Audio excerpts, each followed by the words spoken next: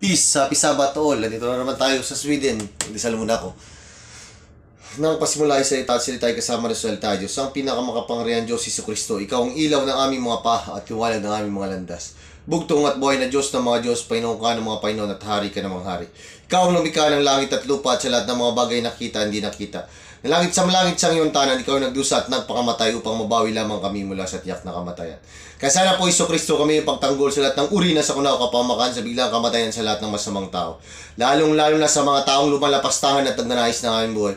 Dahil sila nagagalit sa amin sapagkat sinabi namin ng katotohanan na ikaw ang aming pinakamakapangyarihan na tanging bugtong at buhay na Diyos ng mga Diyos, na may-ari na walang katulad, walang kapantay, walang katapat. Katakataka, kahanga-hanga, kamanga-manga, kagilag-gilalas, kagulat-gulat, kagimbal-gimbal, at kakilakilabot na kapangyarihan upang wakasan, tunawin, durugin, puksain ang kapangyarihan ng dyablo na lumalaganap at namiminsala nitong kapanahunan ngayon.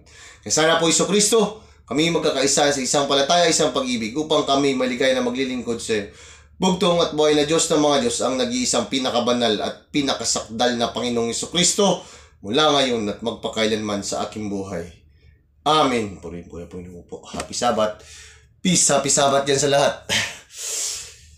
Dakilang Diyos ng mga Diyos na walang hangganan. Mano naman tayo? May almusal na naman dun eh. Ang buhay sa peri. Kapag si Kristo. Peace. Happy Sabbath all.